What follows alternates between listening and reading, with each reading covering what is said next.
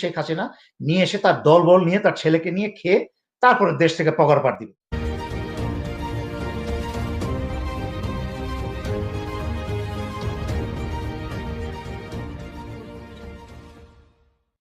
এখন এই যে বাংলাদেশ নিয়ে বাংলাদেশের পররাষ্ট্রমন্ত্রী হয়ে গেছে ভারতের পররাষ্ট্রমন্ত্রী, আর ভারতের পররাষ্ট্রমন্ত্রী তো অ্যাজ ইফ যেমন বাংলাদেশেই চালাচ্ছে। বাংলাদেশের স্বৈরশাসক মিডনাইটের ভোট চোর, সে প্রধানমন্ত্রী পদে থাকার পরেও কিন্তু ভারতের দোরাই স্বামী, তার স্বামী এসে বাংলাদেশ চালাচ্ছে। এই দোরাই স্বামীর কত বড় দুঃসাহস! তার বক্তব্য বাংলাদেশের সরকারের পক্ষ হয়ে যেন কথা বলছে সে। তার নীতি সমস্ত যে বৈদেশিক নীতি, একটা সম্পর্ক, সবকিছু উপেক্ষা করে অশ্রদ্ধা করে সরকারের পক্ষে বানিয়ে দিয়ে যাচ্ছে যে বাংলাদেশের অগ্রযাত্রা বন্ধ কেউ ঠেকাতে পারবে না। এরকম বাণী কিন্তু আমরা শেখ মুজিবের তার পরিবারের হত্যার আগেও ভারতের হাইকমিশনারের মুখে শুনেছিলাম। ঠিক শেখ পরিবারের হত্যার আগে কিন্তু ঠিক এটাই শুরু করেছিল। ভারতের হাইকমিশনার বাংলাদেশের উন্নয়নের পার্টনার হতে চাচ্ছিল এবং বাংলাদেশের উন্নয়নের বন্যা ভাসিয়ে দেওয়ার প্রতিশ্রুতি দিচ্ছিল, এবং একই সাথে কিন্তু আওয়ামী লীগের কিছু লোকজনের সাথে, বিশেষ লোকজনের সাথে উঠা বসা করছিল। তারপরেই কিন্তু শেখ মুজিবের সপরিবারেই ভারতের পরিকল্পনায়, ভারতের নির্দেশে কিন্তু পুরা নিহত হয়। ঠিক একইভাবে কিন্তু এই দোরাই স্বামী, এই বদটা, সে কিন্তু বাংলাদেশের উন্নয়নের কথা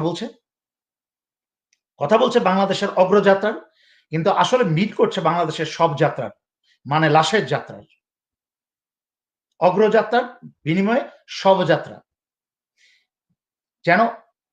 এবং একইভাবে সে আওয়ামী লীগের লোকজনের সাথে, বেনজিরের সাথে, এদের সাথে উঠা বসা করছে।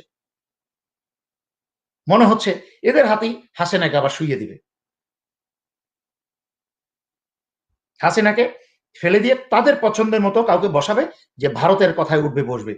যেহেতু হাসিনা একজনের ঘর সংসার করছে, আরেকজনের সাথে পরকীয়া করছে, ভারতের সাথে স্ত্রীর ঘর সংসার করছে এবং চীনের সাথে পরকীয়া করছে, কারণ তার কাছে অর্থনৈতিক সাহায্য দরকার। এই অর্থনৈতিক সাহায্য ছাড়া শেখ হাসিনা চলছে না। আমি কিন্তু আজকের থেকে 3 মাস আগে, 3.5 মাস আগে বলেছিলাম যে শেখ হাসিনা সরকারের, স্বৈরাচার সরকারের সরকার চালানোর কোনো পয়সা নাই, ডিসেম্বরে একেবারে অর্থ শূন্য হয়ে যাবে, ডিসেম্বরে সরকার চালানোর কোনো আর অর্থ থাকবে না এই সরকারের। আপনারা আমার কথার সত্যতা এখন বুঝতে পারছেন কিনা, এখনো বুঝতে পারছেন কিনা জানি না, কারণ বাংলাদেশ এই অবৈধ সরকার কিন্তু বাংলাদেশের রিজার্ভের টাকা তুলে নিয়ে আসার জন্য সকল ব্যবস্থা করে ফেলেছে। রিজার্ভের টাকা মানে জানেন কি? আপনাদের গচ্ছিত, বাংলাদেশের গচ্ছিত শেষ রক্ষার পুঁজি একটা, যে বাংলাদেশ যদি বিপদে পড়ে শেষ রক্ষার পুঁজি, সেটাও কিন্তু শেখ হাসিনা নিয়ে এসে তার দলবল নিয়ে তার ছেলেকে নিয়ে খেয়ে তারপরে দেশ থেকে পগার পার দিবে, চলে যাবে। আপনারা কিন্তু দেশ শুদ্ধা দেউলিয়া হয়ে যাবেন। তখন কিন্তু আর কারোর দিকে, সেনাবাহিনীর দিকে তাকিয়ে থাকলে, দেশ মুক্তি তো দূরের কথা, পেটের খাবারও আসবে না। এই যে যারা তেল মেরে 12 বছর এই স্বৈরাচার, এই আওয়ামী জাহিলিয়াতকে টিকিয়ে রেখেছে, এই আওয়ামী জাহিলিয়াতের অভিশাপেই তাদের উপর পড়বে। তারাও একদিন বেতন ভাতার ঘাটতি পড়বে। কিন্তু যারা চুরি করে পয়সা পাহাড় বানিয়েছে, তারা দেশ ছেড়ে পালাবে। এই জন্যই কিন্তু সরকার আদেশ দিয়েছে, অনুমতি দিয়ে দিয়েছে যে অবসরের পরপরই একদিনও তাদের অপেক্ষা করা লাগবে না, তারা বিদেশে চলে যেতে পারবে। এই পালানোর রাস্তা করে দিয়েছে তাদেরকে। কিন্তু যারা সাধারণ মানুষ, সরকারি চাকরিজীবী, দেশপ্রেমিক, ভালো মানুষ, আল্লাহকে ভয় করেন, কবরে যাওয়ার ভয় করেন, তারাও কিন্তু চুপ ছিলেন। আমি আগেও বলেছি, দেশ ধ্বংস হয় না, যারা খারাপ কাজ করে তাদের জন্য দেশ ধ্বংস হয় না, দেশ ধ্বংস হয় যারা খারাপ কাজ দেখে চুপ করে থাকে, তাদের কারণে দেশ ধ্বংস হয়, একটা জাতি ধ্বংস হয়। এই বাংলাদেশ আজকে এই ধ্বংসের পর্যায়ে এসছে, এই পর্যায়ে এসছে শুধুমাত্র বাংলাদেশের সেই সব চুপ করে থাকা মানুষগুলোর কারণে, যারা মনে করেছে আমার কি। সুতরাং এই হাসিনার স্বামী, দোরার স্বামীকে আমি বলছি, আপনারা বলেছেন আওয়ামীতে থাকলেই তারা বন্ধু, বাংলাদেশের বন্ধু আওয়ামী, বাংলাদেশ আপনাদেরকে বন্ধু মানে না, তাহা আপনারা নিজেরাও ভালো করিয়া জানেন। বাংলাদেশের 95% মানুষ জানে ভারত তাদের শত্রু, ভারত তাদের চিরশত্রু। সুতরাং আজকে হাসিনার সাথে আপনাদের একবারে শেষ হবে, বাংলাদেশের ইতিহাস থেকে জায়গা মিটবে। এর আগের বার আওয়ামী লীগের বিদায় হয়েছিল, 21 বছর লেগেছে এই আওয়ামী লীগকে ফিরে আসতে ক্ষমতায়, তাও শহীদ জিয়া রহমানের একটা মাত্র ভুলের কারণে, এই শেখ হাসিনাকে বাংলাদেশে প্রবেশ করতে দেওয়ার কারণে। উনার উদার মনোভাব, উনার ভালো মানুষের মন, উনার দেশপ্রেমিক মন নমনীয় হয়েছিল, তাই মনে করেছিল ক্ষমাশীল দৃষ্টিতে দেখে এই শেখ হাসিনাকে একটা সুযোগ দেওয়া। কিন্তু উনি বুঝতে পারেন নাই, পচে যাওয়া নষ্ট হয়ে যাওয়া জিনিস ফেরাউনরা কখনো ভালো হয় না, আল্লাহ স্বয়ং চাইলে হয়, এছাড়া ভালো হওয়া সম্ভব নয় এদের পক্ষে। উনি এই একটা ভুল করেছিলেন ওনার শাসনামলে এই শেখ হাসিনাকে বাংলাদেশে আসতে দিয়ে, আর নয়তো 21 বছর লেগেছে ক্ষমতায় আসতে। এইবার যখন ইনশাল্লাহ আল্লাহর রহমতে এই শেখ হাসিনার বিদায় হবে, আওয়ামী লীগে নিশ্চিহ্ন হবে, তখন আগামী 50, 70, 100 বছর আওয়ামী লীগ ক্ষমতায় আসতে পারবেন ইনশাল্লাহ।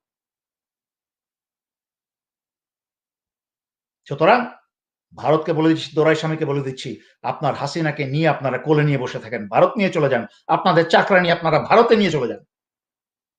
এই দেশে আপনাদেরও জায়গা হবে না। 2 দিন পরে দেখেন কি অ্যাকশন শুরু হবে, তখন বুঝবেন কোথায় কোন জায়গায় কে কিভাবে থাকেন।